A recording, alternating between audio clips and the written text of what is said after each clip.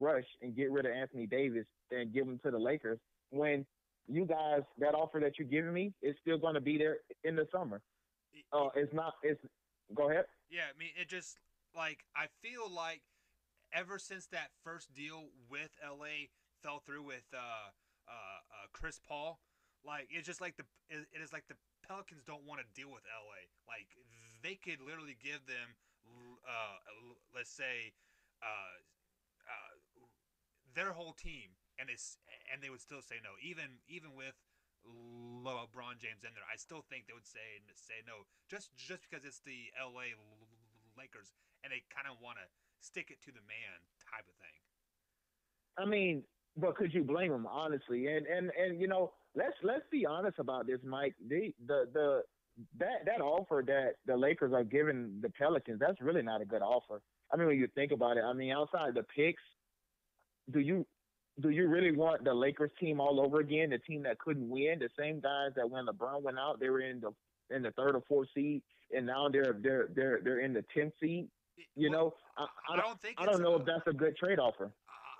I don't think it's about the players at the end of the day. It is all those picks. I mean, what it was four first round picks and two second round picks Well, yeah, yeah, that's what they want right if I'm not now. mistaken.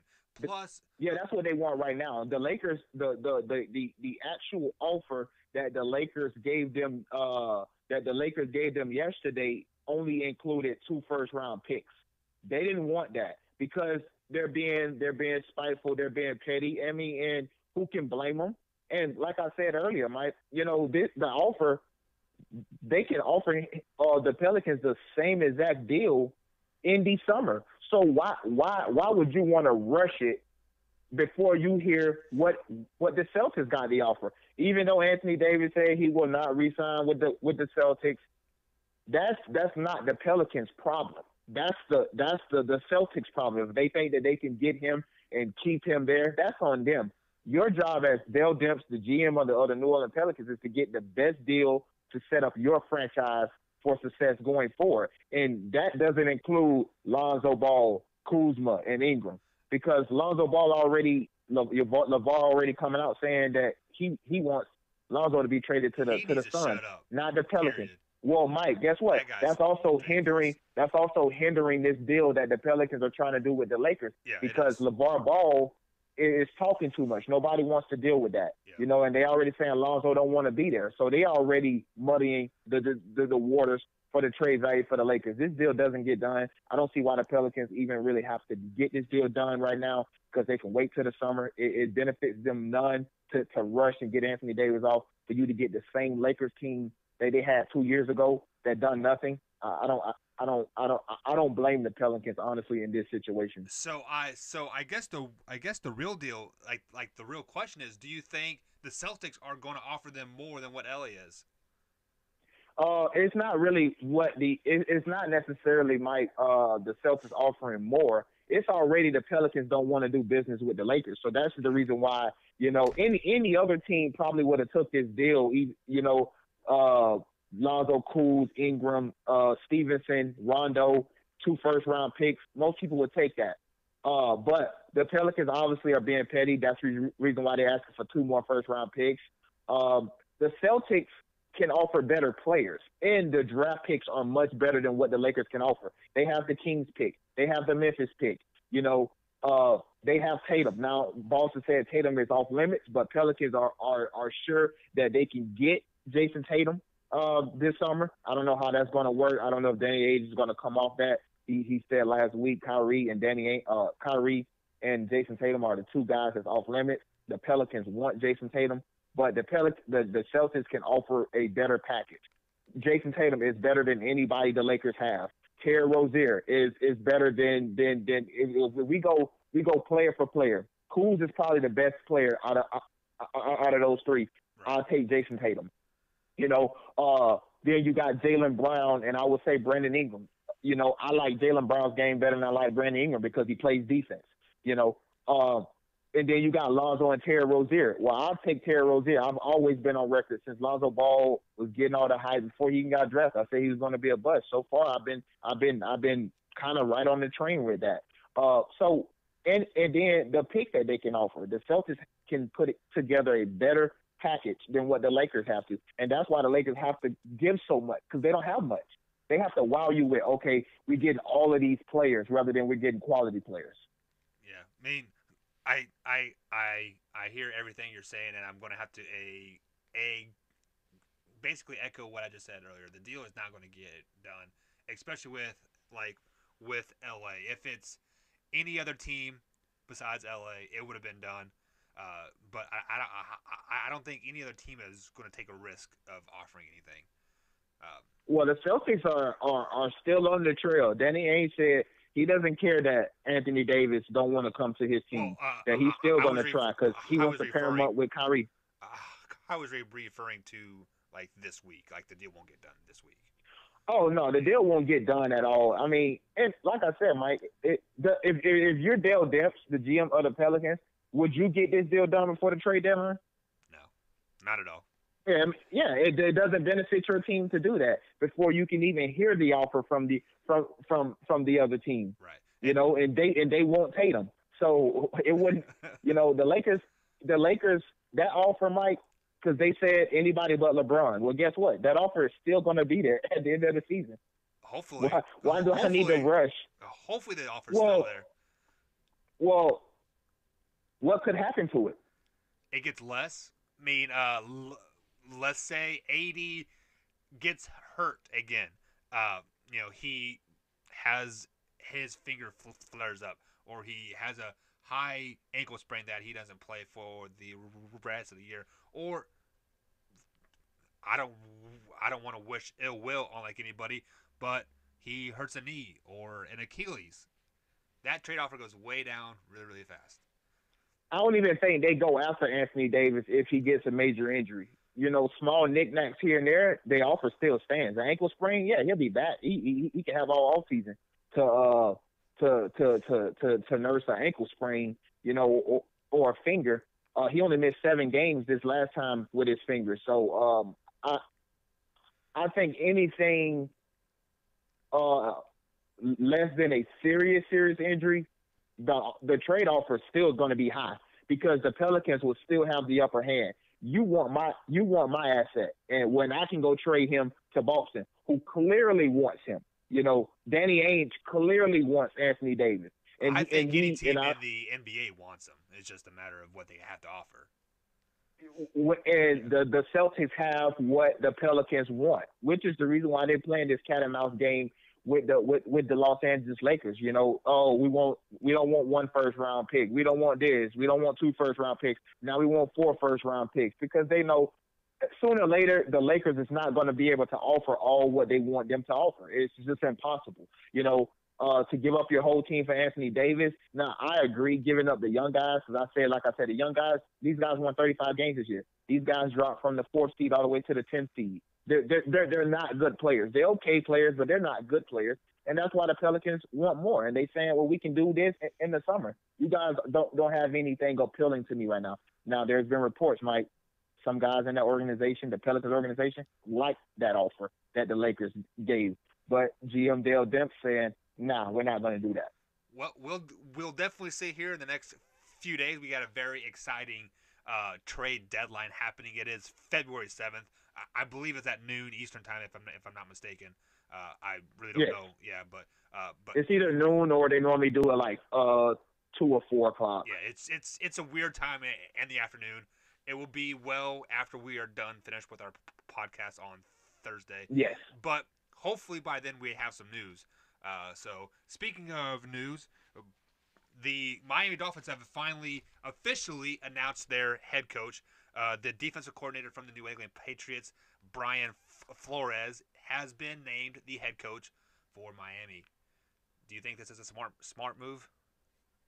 I don't know, Mike, because I don't really know much about Brian Flores. I know how I know what he can do defensively. I know I know his skill set and his smarts over on the defensive side of the ball. Obviously, he's coming from the Bill Belichick tree of coaching.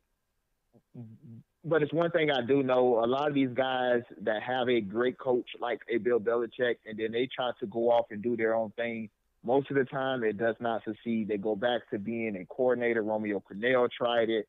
Um, um, The defensive line or the Josh Detroit McDaniels Lions. tried Yeah. it. He's back there. Matt Patricia, I don't think he's gonna last long in Detroit. Uh, the So I don't know how well this is going to work. Reports came from the other day that they are going to release Ryan Tannehill, or they have already released Ryan Tannehill. So that means you have no quarterback. You have, and you're in the AFC East. That's the Patriots division. Yeah. Why? Who, yes, who are you going to have that's going to compete? Especially if you don't even know who your quarterback is going to be right now. So I don't know if it's a good move. I know Brian Flores is a good coach.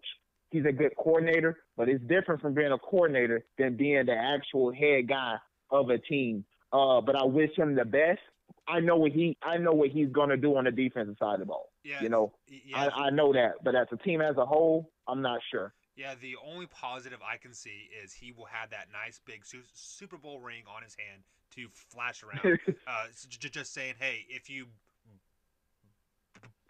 buy into the system that I'm trying to have here, you might get a Super Bowl ring. And he does. And he's Like, living in South Beach, Mike. You yeah, can't beat the weather in Foxborough. I mean, you leave in Foxborough weather to go down to sunny Miami, Florida. You also can't blame him on that yeah. I mean, front. so I got three positives here. One, you have a Super Bowl ring. He might have two or three. I'm not sure if he was on the staff previously. Yes, he Uh, was. He was the linebackers coach. so The last time they won it. so he has two Super Bowl rings that like he can flash around to these younger guys, saying, "Hey, you want one of these? You want to beat the big bad Patriots? Buy into what I'm going to have here." And then his second positive thing is that he was the Patriots coach, so he knows how Bill Belichick works. He might be able to shut down that offense. He might be able to pick apart that defense with his offense. And then the third positive, just like what you just said, he is in South Beach, Florida. You can't get past that beautiful weather out there. And then you get to the negatives. You don't have a quarterback. You have a team that's been mediocre for how long? At least 6+ years. And then you have to All of pay. my life, Mike. Yeah, All of my life. and then you have to play the Patriots twice. Like, get away from Now, them. Like, if you want to be a yes, first-time head coach with a no quarterback, you need to get away from that division. Yes, the other teams in that division are weak, but you won't win that division, and you have to but I play think the the wild Jets card. will be better this year. I think the Jets will be better this Yeah, year. very, very true. You Yep. know, Sam Darnold's second. I'm not a believer in Sam Darnold, but I mean, his second year, he didn't play well this year. So I mean, his second year got to be better. He can only get New better. coach over there with Adam Gase. Um, he's an offensive guy. So I think everybody else in that division is getting better, or at least had chemistry. And then you're the Dolphins, and you don't even have a quarterback. You don't even know who your starting quarterback going to be. Now maybe they go with Brock Osweiler again. At the start they draft a young guy and they go with Brock Osweiler. But I mean, is that really a recipe? We've seen the Brock Osweiler movie, Right. and it does not look good. Just skip to the credits because we already know how the movie went, and it's not good. So I don't know, man. First time head coach, you're going into a situation when you do not have a quarterback. I don't like this for him, but obviously, they thought that he would be a good addition to the team, a guy that people would listen to. He did a heck of a job calling the game yesterday or Sunday. So and it had already been rumored that Brian Flores was going to be the coach. It was like the the Yeah, off it was season. like It's been rumored. it was like So week 16. Like they didn't interview yeah, anybody else. They said this is our guy, which is very, yeah, very they was weird. already waiting on the Super Yeah. Bowl to get over with. So they know they already knew who they wanted. It would be interesting to see the staff that they put together, offensive, defensive coordinator, whether or not he's going to call plays or whether he's just going to have a guy there as the placeholder, defensive coordinator. But they better hope this is the right move where they can be on to another coach. Could he be Really, really. a 1 year and done like the Arizona coach? No, I don't think so. It's because, and I don't think so because this guy, he's from the Belichick tree. They're going to give him a few years Yeah. to work this out, and especially being that they don't have a quarterback right now. So I don't know. And this is their guy. They as me and you just alluded to, they waited on this guy. Yeah. You know, I think Steve Wilkes was just a placeholder for the guy that they ultimately wanted, and they got the guy that they ultimately wanted. But that's fine because my Cleveland Browns uh, scooped up Steve Wilkes, and now he's our defensive coordinator. And I actually like the move because I know what he can do as a coordinator. And I said it, some guys just aren't head coaches, Yeah. and there's nothing wrong with that. Some guys are just better coordinators. I.e. We Charlie White or Romeo Caverno. He's a great. Romeo Cannell, Yeah, he's he's a a better great. defensive coordinator. And then the Rams Wade defensive Phillips. coordinator. Yeah, he's a great defensive Yeah, Wade. coordinator. So Josh McDaniels. He's a way better offensive coordinator than he is, or than he was a head coach. yeah. We see it all over the league.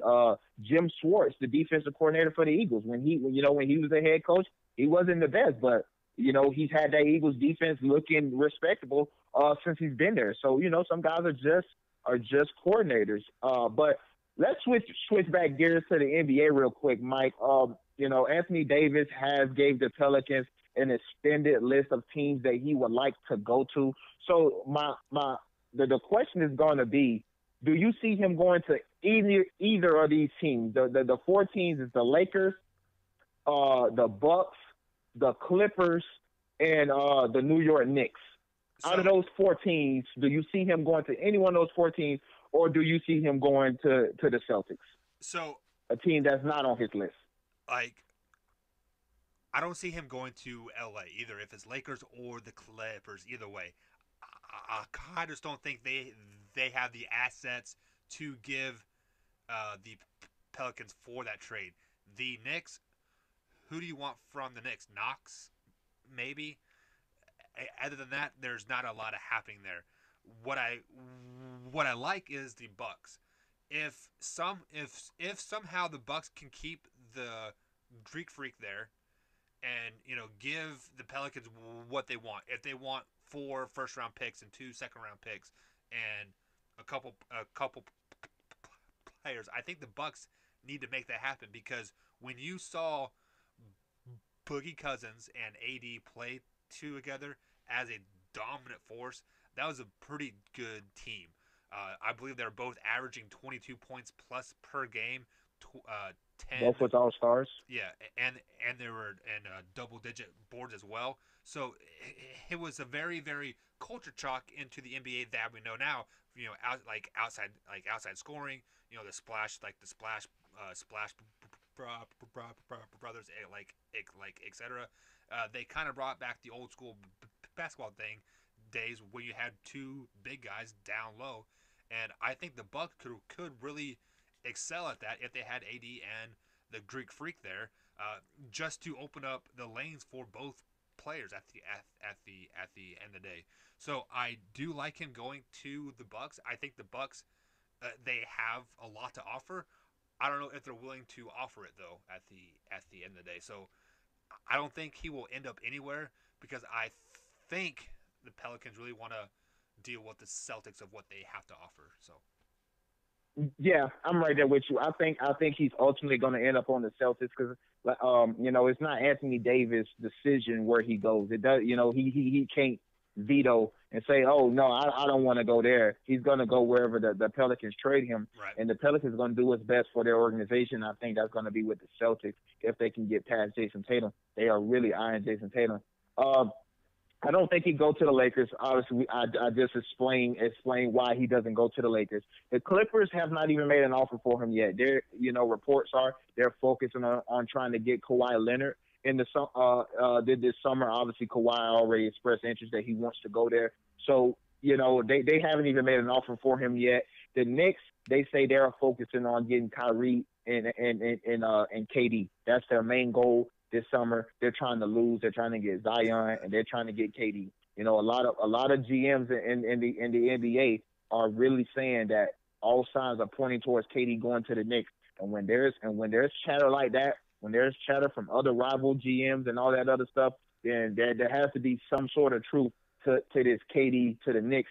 And why wouldn't he? Already got the championships. What else does he have to prove other than going to win it on his team when he's the guy of the team and not joining somebody else's team? So for me, I like the idea of the Celtics trade with the Pelicans, but I don't think he goes to any of those teams. The Bucks, I don't like the fit with him and Giannis because they kind of do the same thing. Both of them are slashers. Whereas when him and Boogie was together, Boogie was a back to the basket guy. Boogie could step out and hit the three a little bit, and where Giannis is more downhill every single play. I don't like it, and I don't know if the Bucks have enough to trade for him. But the Pelicans have shown that they're probably willing to do a deal with anybody not named the Los Angeles Lakers. But I think he ultimately end up as a Celtic. Yeah, and I kind of want to allude to that KD to the Knicks thing here. This has been talked about for not just this year. They were talking about that last year too. So I mean, where there's smoke, there's fire, and just picture this team. You have KD, Kyrie. Say they get the first overall pick and they get Zion, and then they got Kevin Knox still. That's a championship team. That's a very good team. Very good team. It's a championship team because now you weaken the Warriors. Now the and Mike, I've been on record saying this. There's no way I believe with nothing in me, Mike, that if had Kevin Durant not went to the Warriors, we wouldn't be talking about the Warriors right now, Mike. They would be an afterthought. One, they would have lost last year against the Rockets. KD kept them in that.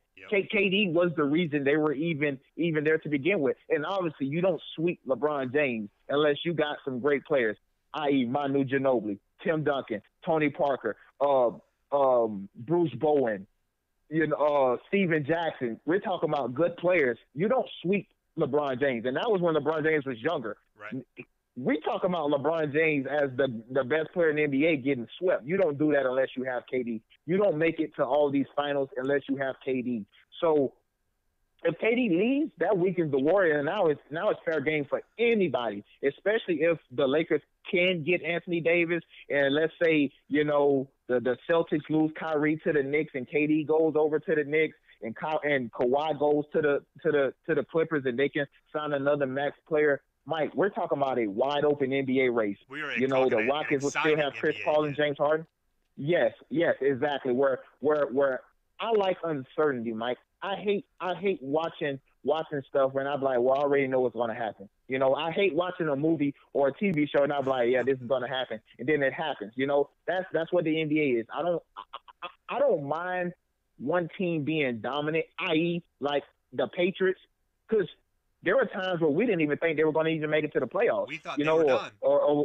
Exactly. So it's a little bit, shocking, not necessarily because the Patriots are the Patriots, so nobody is shocked that they won, but shocked that they were able to pull it off. And it's like, I like that. In the NBA, we already know it's the Warriors. As long as KD plays for the Warriors, it's going to be the Warriors and nobody else. So if that happens, Mike, the NBA will be wide open, and it'll be way more fun again. And just maybe throwing this out there, but maybe KD is the glue that's holding that team together.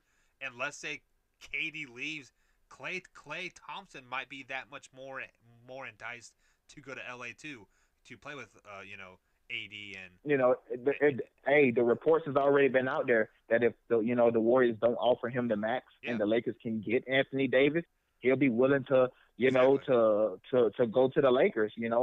The one thing the Pelicans haven't asked for in this trade with the Lakers is Kentavious Caldwell-Pope, which is really the biggest domino to the Lakers, adding a third superstar to that roster. They can get a Kyrie Irving for $30.5 million. They can get a Klay Thompson for $30.5 million until they can get rid of, all of those contracts that next year, and they can offer these guys more money to max.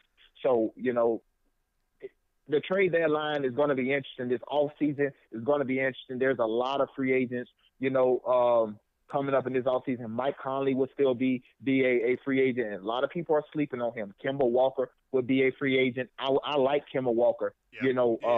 one of the most underrated point guards in the league. So there's a lot of free agents this offseason. This offseason should be really fun. Well, speaking of off season, we're not there yet, but college basketball, Billy. It's Tuesday, and you know what that means. Over under reaction, and we're going to do college basketball version here.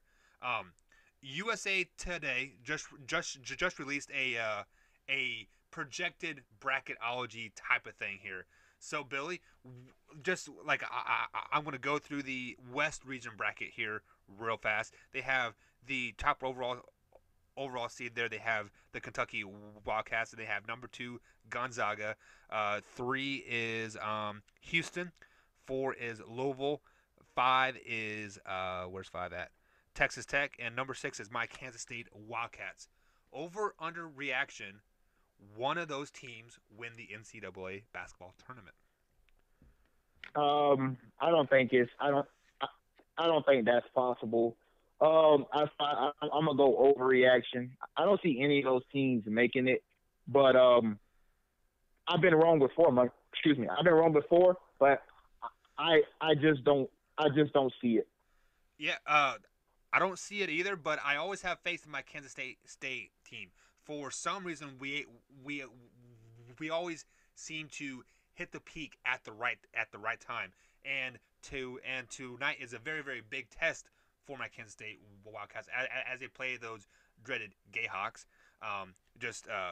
Yes, KU is down this season, but it's something about a rivalry game on the road that it will either spark this team or it'll put them back down where they were. So I'm going to say also it's an overreaction. The only team I could really see that's possibly that would come out of this bracket is Kentucky, and yes, I just don't think they are a championship caliber team quite yet. Maybe in a couple. Yeah, I don't think they're there yet. Maybe in a couple weeks after we play the Vols, maybe, but we'll see. So let's move over to the South region here. They have number 1 Tennessee, number 2 North Carolina, number 3 Purdue, 4 is Iowa State, 5 is Iowa, and 6 is Oklahoma. Out of those top 6 projected seeds, do you see one of those guys going to the NCAA championship game? Over under reaction. Oh God, Mike. I'm gonna say it's not an overreaction, and it's because I like that Tennessee team. I don't know if they're good enough to win it all, but I like that Tennessee team. They are deep. They got hoopers on there. I picked North Carolina at the start of the season to be one of the teams that was in the Final Four. So I'm not gonna back off on that now. I know what that Carolina squad can do once they make it into the tournament. You can never count those guys out. Purdue is actually a nice squad. I'm not sure if they will make it, but I think this region right here is probably one of the deepest right here. Yeah, I think Purdue is overrated. I've seen them play a few games here, and they really haven't impressed me too much. I bought into their stock last year. They're a boring team. Yeah. But they're solid. But I also bought into that stock last year, and they let me down. I was really disappointed. I thought those 2 big white guys that were corn-fed that were going to destroy everybody, and they ended up getting destroyed here. But I do not think this is a underreaction. I think Iowa State is going to make a very, very deep run, and I think they're going to make it into the championship game out of this bracket here because they are battle tested. The Big 12 conference is a lot deeper than what people think. Yes, KU might be down, but they're still KU at the end of the day. And then you have Texas Tech, and then you have Kansas State. You have Oklahoma even. It's a very, very deep conference, and like night in, night out, they have to battle these teams. And I think that's going to help them project into April. So let's. You better hope so, Mike. I don't know. It is a very, very long stretch because Iowa State is just like Purdue. They've let me down so many times. Yes. I've seen A few years ago, they had a nice yeah, squad, man. I thought that they were really going to make a push, and they just, yeah, and it got beat in the second yeah. round, like by Yep. like I don't know, South Dakota High School or Nobody, something. It was yeah, it was nobody that they should have lost to for sure. so That was a good Iowa State yeah, team. very good. So same question here in the East bracket. Here you have Duke, Michigan State, Marquette as the number 3, Wisconsin number 4, Nevada is ranked number 5, and Maryland is number 6. Very overrated Maryland team, I might add. So over under reaction that somebody from this bracket will make it to the national championship game.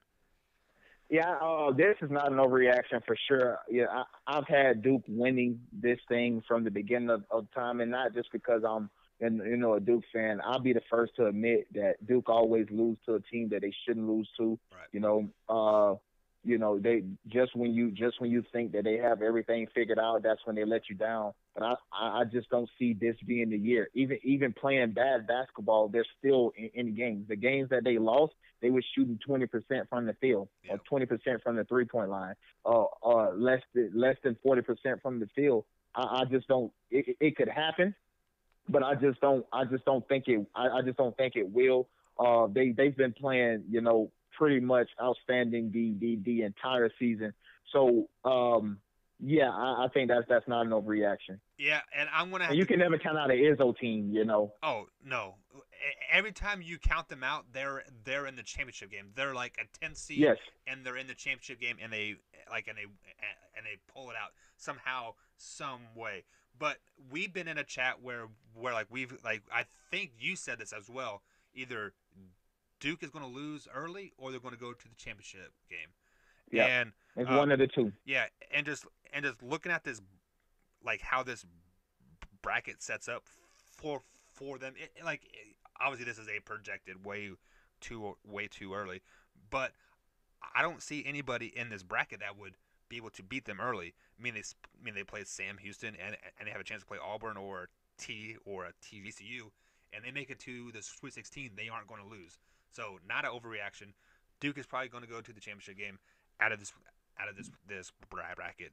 So this last question is kind of irrelevant since we do have our 2 championship teams basically here. But looking at the Midwest bracket, you have Virginia number 1, Michigan number 2, number 3 KU, number 4 is Villanova, 5 Virginia Tech, and 6 is LSU. Over under reaction. Well, one of those teams make it to the. Mike, I think this is not an overreaction, but I think, Mike, this also may be the best division top to bottom. You're looking at Virginia. You're looking at a Cincinnati team who's always tough. You got a Virginia Tech team, a Villanova team, a Kansas team, as we alluded to, not playing the best, but it's Kansas. And you have Michigan. So I think this is probably one of the deepest divisions, this Midwest division. So I'm going to say not overreaction. I think one of these teams make it to the Final Four. Virginia has just as good as a shot as anybody to make it to the finals. To the championship game. We could be seeing a Duke Virginia championship game. So I'm definitely not going to count the Virginia Cavaliers out. There's no way. Out of all the number 1 seeds, I rank them. I'll go Duke, Virginia, Tennessee, and then Kentucky. So this is not an overreaction. And I think it is an overreaction here. Every time we think if a team makes it out of the hardest, the hardest pairing of 16, they usually have a pretty good chance of making it to the championship game. And usually they lose in the Final Four. It's because they're wore out. It's because they've had to play 4 or 5 very hard games. Like they haven't had an easy road, like a Tennessee will or a Duke will. Yes, they will have a few hard games, but they won't have to be consistently playing the whole game hard the whole time. So I think that this. You don't think so in the Midwest division? Well, no. I think they will have to play a hard game every time. Like they won't have. Oh, okay, yes, because they're the deepest. Yes. Yeah. So yes, I agree with that. So they'll be mentally fatigued, physically fatigued because they're playing hard, 40+ minutes every game. they aren't able to play 36 minutes or 34 minutes and just hit, and just chill.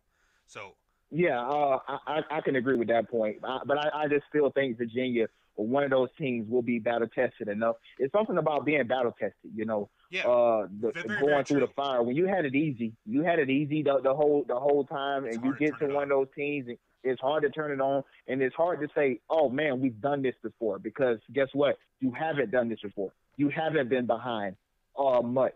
Uh, so that's why I'm thankful for the losses that Duke have, because at least now they can say we've been beat before. We don't like that feeling. Yeah, and it also it also it resets your mind. Like, oh, maybe we aren't as good as good as people Exactly. thought we were. Exactly. So just one more question before we end the show here. Out of Uh huh. each out of each area here of this projection by the USA Today, um, 6 seed and under, who do you see as a Cinderella team making it the furthest? So like out of the West bracket, who do you think would make the deepest run of a 6 seed and under? Syracuse, they have Jim Boeheim, championship caliber coach. You can never count them out. That zone, that 2-3-3-2 zone, however he wants to play it with the lone guys up front. I like Syracuse. I also would see a team like a Kansas State. I know you're happy about that, Mike. Uh, Kansas State is also a team that I believe is going to make some noise in the tournament. So out of that West, I would say Syracuse and Kansas State. The only way Kansas State is going to make some noise is if that Northern Kentucky team loses in the first round. I've seen this Northern Kentucky team play 4 or 5 games now, and they are a very solid, very very deep team. So do not be surprised if they make it to the Elite Eight, and they give Kentucky So you're calling them the Cinderella story this year, yeah, Northern Kentucky? yeah, they are going to be the 12 and under seed that like, oh yeah. So circle these guys now, guys. Watch out for Northern Kentucky. If they make it out of the first round, they're going to make it to the Sunday of the second weekend, meeting the Elite Eight. So Billy, same question in the South uh, region here. I like Murray State, Mike. I know, that first round matchup projected that they have with Iowa. I'm not completely sold on Iowa. I think Murray State can make a nice little run. Also, I could see a team like a Mississippi State that that can sneak up on some teams. Right. So, but if I had to go with just one, the one that I'm most confident in, and that's I like Murray State. Yeah, and this in this South area, I don't see a lot of upsets happening. But if I had to This pick, is the weakest division, honestly. yeah, I mean, like, and if I had to pick one, Mississippi State would have to be the one because earlier this season I believe they were ranked as high as 15th, Yes. and then they lost to a Florida team, which is very good. They don't have him. I don't think they are in here, but it's a very good Florida team that they lost to, and then they lost to a old Miss team that was ranked 17th at the time as well. So if I had to pick one, it would be Mississippi State, but I don't anticipate a lot of upsets happening in this projected South Yeah, bracket. yeah. I don't see many upsets. I think what you see is what you're gonna get. Yeah. East bracket here, Washington D.C. range. Who do you? I think I'm gonna go with Florida State. I think this team is good. Leonard Hamilton, made if I'm not mistaken, he made a Elite Eight appearance last year in the tournament. Every year he's been getting better, which is the reason why they've kept him around. He seems to get the most out of his guys, and when you're improving, every single year, a little down year this year, but I don't think that'll make any difference in the tournament. I think their first round matchup projected right now is Seton Hall. I don't see Seton Hall beating them.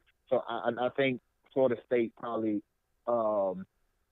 outside of the top five, I think Florida State probably got the best shot. Speaking of Florida State, they got a couple big recruits that are maybe coming down there to Tallahassee, huh? Yes, Like this yes. next year. They should. I think they're It's, announcing next week, aren't they, or later this week? yes, So it's about time. The National Signing Day should be coming up in the next week or so. yeah. So hopefully that you got some big news, but if they take from Kentucky, we might have some issues here. But nonetheless, I think the team to watch out for is the winner of that 8-9 game, the Auburn TCU game. I've seen TCU. They held Kansas State to 12% shooting in a game. Uh, Block shots is just very tough, stingy defense that they had there. And then Auburn, they made a great run last year. They do have Avery Johnson as their coach there, and he's a very good coach. He Yes. Well, at Alabama, I'm sorry. Yeah. they have Bruce Pearl at Auburn, who's Yes. also a Yes. good coach Yeah. himself. Yes. I get those two mixed up all the time. But either way, the winner of that Auburn TCU game, which I think it'll be Auburn, and their coach has the experience to get them past Yes. Duke as well, just like a mind game type of thing. So I think the winner of that 8-9 game will be the deepest team at it, out of that one. And now the final question of the day: the Midwest bracket, 6-9 under seed as projected by USA Today. Who do you think? Mike, you know what? Honestly, this is probably the toughest one to probably project a lower seed being great, but I'm gonna go Cincinnati, a team that I said earlier today. You know, I like the Cincinnati club. They are a scrappy ball club. They've always been that. Always been better than their football team for sure. And I think a first round matchup with a Minnesota team could help, but then them getting a Virginia team could possibly hurt them. I think any other team outside of Virginia and Michigan, maybe a Kansas, they can beat. And I even forgot when we made the picks earlier, Mike, that Villanova was even in this Midwest region. So that just makes this region a tad bit more deeper. But if I had to go see 6 through 15 or 16, I'm gonna go with the Cincinnati Bearcats or Wildcats, whatever they are. Bearcats, I believe it is. Yeah, they're the Bearcats. But yeah, I mean, like honestly, every game in this bracket here, you can legitimately flip a coin and pick it. It's gonna be tough, Mike. And pick a winner. It's gonna be tough. If this bracket comes out the way it does, we could very well have a 16 seed beat a number 1 seed again. Yes. This year. This Robert team is very good. They've been to the tournament. I think they seem to make it like every year. Like you always see them in there somewhere. Norfolk State made it last year, I believe it was, or the year prior to that, and they made some noise when they were in there. So yeah, so this is a tough region. I wouldn't want to be in the Midwest region for sure. Not at all. So I'm gonna have to go with LSU because they are still undefeated in the SEC. They haven't played a lot of teams, but going undefeated in the SEC still has to give you some type of credit. You know, you've won some big games on the road, and they got some big games coming up. So they will be battle tested, and if their 6 seed does hold true, which I don't think it will, they will still been there, done that type of thing. And coming from the SEC, you kind of have to go with the best basketball conference in America team here. That was a little jab at you. Yeah, I hate the SEC, Mike, and I see you trying to slide that in there. But yeah, I mean, this LSU team is it's a decent team, better than when they had Ben Simmons, a team that didn't even make the tournament. Right. You know, so yeah, I mean, I could see LSU making some noise. I can even see St. John's making some noise here. A Texas team, Shaka Smart, or what? I can see this happening. But this Midwest region, it from top to bottom, there's no easy games here. Right. No easy games. You can legitimately flip a coin on every game, and you would probably get more of the games right than wrong. So I really only see one blowout, Mike, and well, two really, because I don't think Norfolk State or Robert Morris will be able to hang with Virginia realistically. But both of those are tough teams. I think probably the biggest blowout that I see, Mike, is probably Villanova and Hofstra. yeah, I think that's the one game that's probably going to be easy. But after that, Villanova will not be getting any more cupcakes. right. And I haven't seen Hofstra play, and I also haven't seen VCU play either. So I mean, probably either of those teams would probably be an easy win, I guess. But yeah, Well, Virginia Tech is not as a solid team as most think. I mean, they're a good team, and they playing in the best they are basketball conference. they are from the ACC, right? But they're not very good. Yeah, Oh, okay. that's the best basketball conference in all of college basketball, the ACC. I think when I look at all of these brackets, Mike, I see ACC all over the place. The West region, Syracuse is right there. Louisville is sitting right there, and then you slide on down to the East region. Obviously, you got Duke there, sitting at the one seed, and then even in the South region, North Carolina. Every region is represented by an ACC team, at least one. Some have more. And that's for a reason. Best basketball conference in America. But the SEC has has the same, and they have two number one seeds. So Yeah, they're sorry though. they're sorry. Okay, we will see. Well. See So when does the ACC, Duke and Virginia. I was seeing if you're going to catch that or not. Like I was. I had to look down. I was like, hold on. Like, let me make sure that. That's a good one, Mike. But that was a good one, man. We are going to have this debate probably. I don't know, later this week, maybe tomorrow. For sure. Like if sure. Like if AD stays out of the news for like a day, we will try to. Nah, I don't think that's going to happen. Not till next week, but like even then, he'll still be injured, or he'll yes jump the owner or start.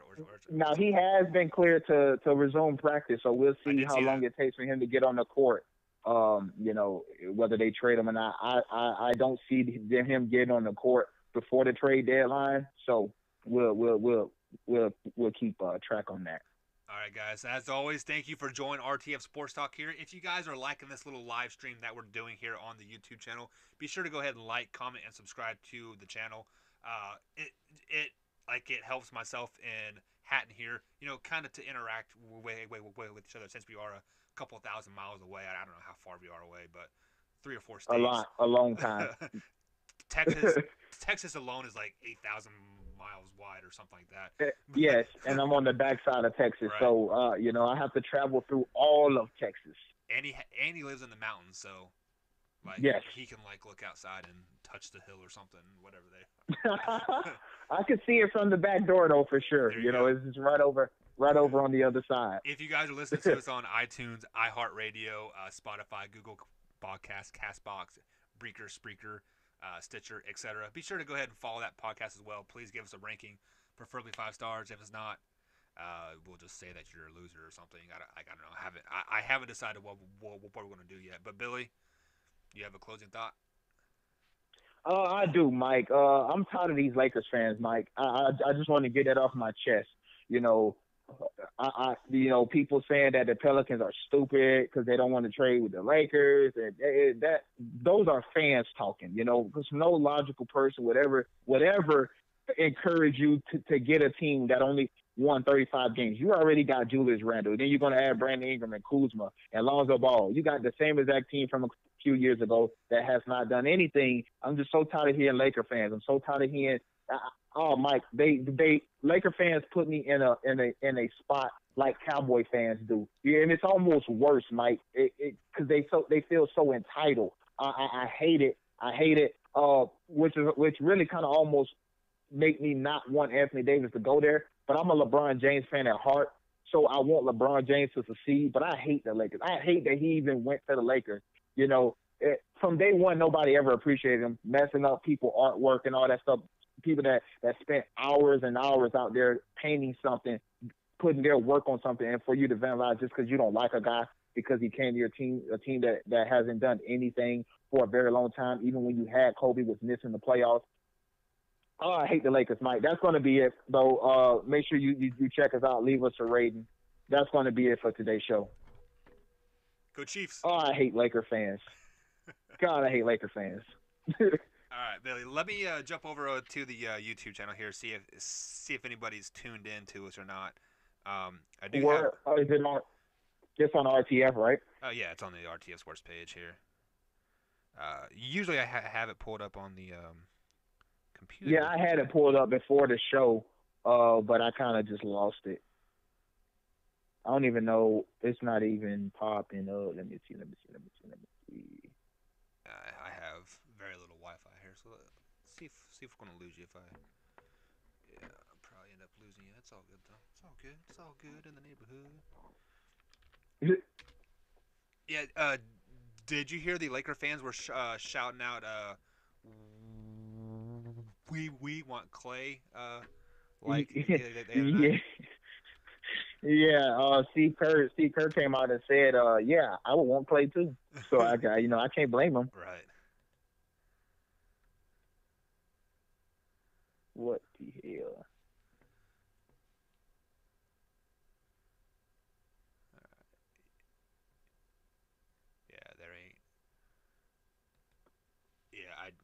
There ain't nobody on there, so it's all good. We'll be it'll start getting up once we start doing it every day. We start putting the word out. Right. Because even when I was doing those other videos, like doing halftime and all that other stuff on Saturday, we were getting a big turnout.